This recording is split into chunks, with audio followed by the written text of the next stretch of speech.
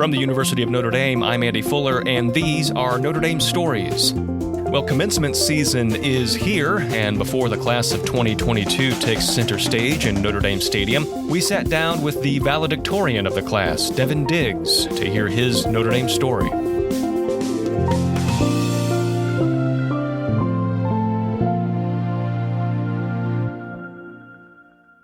All right, here with Devin Diggs, valedictorian for the class of 2022. Devin, thanks for joining us. Thank you for having me. You know, Devin, I want to start this way. I like hearing how people arrived at Notre Dame. What's your story about how you came here? Yes, so I went to a co-ed Catholic high school and ran track. And one of my good friends on the track team was 2 years older than me, and he went to Notre Dame. So during his freshman year and my junior year of high school, his family was going to visit him, and they said, do you want to come and you can stay with him for the weekend? And Notre Dame was not on my radar before this. Hadn't really started thinking about college yet, but I took them up on the offer, stayed with my friend in Carroll Hall for the weekend, and just had the best introduction to Notre Dame I could have had. His friends were just so excited about me being there. I could tell they loved what they were studying and just loved Notre Dame so much.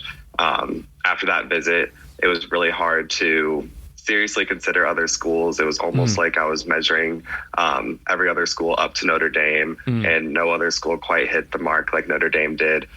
So easily became my top choice throughout the college admissions process. And then getting in was just one of the most exciting moments. I remember opening it with my family, just being so excited. So I think really that first visit hooked me, and then anything else was just icing on top of seeing more reasons as to why I wanted to come to Notre Dame. Yeah, and you've had 4 years here filled with a lot of success, obviously, and you might have the distinction of being part of a relatively small segment of the student population who understands the value of sleep and consistent sleep, and I'm talking about your work with Dr. Jessica Payne and her lab. What insights did you gain while working in that lab during your time at Notre Dame, and how did that fit in with your overall major, which I believe is neuroscience and behavior? Yes, so I started working in Dr. Payne's sleep, stress, and memory lab my sophomore year. And I was really drawn to the lab because sleep and stress are just very relevant topics for a college student especially. And I was really interested to see what I could learn and how I could maybe change my own lifestyle and also help advocate for that to be adopted more widely. And so my first project I worked on in the lab was looking at the different benefits of sleep on memory for short-term naps of 20 minutes versus longer naps of 90 minutes. When you take a 90-minute nap, you can get through a full sleep cycle, but a 20-minute nap, you don't get into slow-wave sleep or deep sleep. And so we're interested to see, are there differences in memory? And so that project was really exciting. Not fully published yet, but we found that there are really similar memory benefits. And so the takeaway from that is that even if you don't have time to lay down for 90 minutes, a short 15, 20-minute nap could be really beneficial for your cognitive performance, which I've definitely adopted throughout my college experience, just taking power naps in between classes and just trying to find time to catch up. If I ever didn't get enough sleep one night, you can chip away at that sleep debt throughout the week through naps. So that's one of the big takeaways. And I think in addition to that, I took Dr. Payne has an upper level seminar about the sleeping brain where we just talk about sleep for the whole semester. And there's just always blows my mind how many different things sleep benefits: our immune function, creative problem solving, long-term and short-term memory, our mood, just really, really important. And I think that I definitely try to make sure I get enough sleep and then have a consistent sleep schedule now, after being so deeply involved in the research and learning so much about the benefits of it. Have you had the chance to convince your friends about the value of sleep? I know sometimes for college students that doesn't take a whole lot of arm twisting, but I'm wondering if you kind of imparted some knowledge with your friend group over 4 years, like, hey, here's what I'm learning, and now your friends are taking those power naps too. I think I try to. I think it's even hard for myself sometimes, knowing the benefits. It can be, I think Notre Dame students especially are very committed to all the different duties and responsibilities we have. And it can feel hard to put those aside and really value our sleep. So I try to, but it's even a challenge for myself trying to make sure that I stay on a good schedule. And so I think as I've gotten older, I've definitely gotten better at that, making sure the mental and physical health is a priority too. But I know Dr. Payne is very much advocating for this. And I think anyone that takes her class will walk away having a really hard time not thinking about how much sleep and how quality sleep they're getting. Yeah, and it's a big part of the discussion on neuroscience and behavior, absolutely. How did you come to arrive at that major? What was it about the field that drew you that direction? So I actually came into Notre Dame studying something different, and I knew I wanted to switch. And I was at a crossroads of a few different majors and wasn't really sure what my next steps were going to be. But I think what hooked me on neuroscience was I took an introductory psychology course my first semester at Notre Dame. And just that, the underlying question of psychology and neuroscience is really why and how do we behave like we do? How do we become who we are? And I just thought that is such a fascinating question.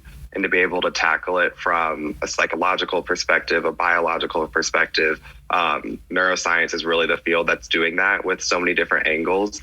And it's been really awesome to be able to study how we behave, who we are from a cellular level, all the way up to how we interact with each other in groups. I really liked the multi-levels, multi-systems viewpoint that the major provides. And so it's very interdisciplinary. I love that I'm getting a really deep understanding of the sciences while also getting to have discussions about society through neuroscience. And so that's how I landed on it. And once I switched into it, I've never looked back and couldn't see myself studying anything different.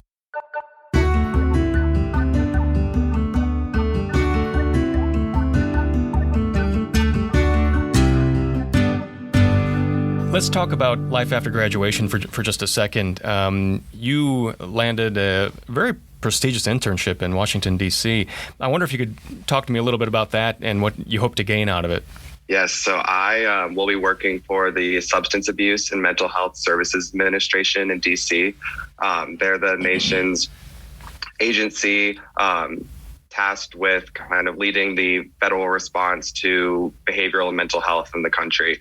And I think what brought me to this was, I think learning in neuroscience, we learn a lot about mental health and people's struggles with substance abuse and other mental problems. And I think I always kind of leave when we read these papers or have these class discussions about what can we do? How can we translate these findings into practice or into prevention? And so that kind of really made me look at public health as an option for me to go forward. And so I'm really excited to see what this looks like on a federal level. This past year, I worked with the St. Joseph County Health Department here in South Bend and a project related to adverse childhood experiences. So experiences during childhood that are very stressful and that can increase risk of different mental and physical health consequences down the road. And it was just so awesome to see what this looks like in a local context. Inspired me to apply to the federal level. And so this summer, I will be working for the Center for Substance Abuse Prevention within the agency, and specifically within the Division of Prevention Communications and Public Engagement. So I'm really excited to learn about what widespread implementation of these different interventions looks like, looking how policy formation takes place, and especially public communications surrounding mental health issues. The government has to be very careful about what they do and don't say. And so I'm excited to kind of be behind the scenes and watch that process unfold. But in the future, can really see myself entering a government role, really being a physician, advocating for public health as well. And so I think this will be amazing insight into what that profession could look like. Yeah. Public health, it might be a good jumping off point for my next question. Devin, the class of 2022 saw kind of the full arc of the pandemic, or at least we hope it's the full arc from the shutdown in 2020 to now when we are hopefully on kind of the backside. What will you and your classmates remember about going to college during this time? Yes, we really have seen Notre Dame in every form, I think. And I do agree that hopefully that this is the back end of campus life being altered. But just thinking back, I think what I will remember the most about being in college during this time was just no matter how the circumstances changed and we never knew when they were going to, everything was so tenuous. We were there for each other and made the best of our time together or apart. Even when we were sent hundreds of miles away from each other, my classmates and my friends were still the core of my experience as a Notre Dame student. And that community wasn't just defined by being on campus together. It was us choosing to be there for each other throughout the whole experience. And so while I do think the different like COVID testing and quarantine and isolation definitely are things that will be remembered, I definitely think it's us choosing to be there for each other and supporting each other and really keeping alive a lot of the traditions that were at risk of being lost this senior year, bringing back a lot of things that we weren't able to partake in our sophomore and junior year. I think that's what I'll remember the most, is that we really helped sustain the traditions that really define Notre Dame. Good answer. Devin, I won't ask for any spoilers, but what are some of the themes that you'll cover in your address at the commencement of the class of 2022? Yeah, so without giving away too much, I would say that with our Notre Dame degree, there's a responsibility more than just becoming an expert or becoming successful, but really to stand up for what is right and to really amplify the voices of others with the platform that we have as Notre Dame graduates. And then secondly, I think just the importance of relationships and making them a priority, even when we're swamped with other duties and responsibilities. At the end of the day, it's the people around us that keep us going and that we'll remember in years to come. And so just never letting us lose sight of that.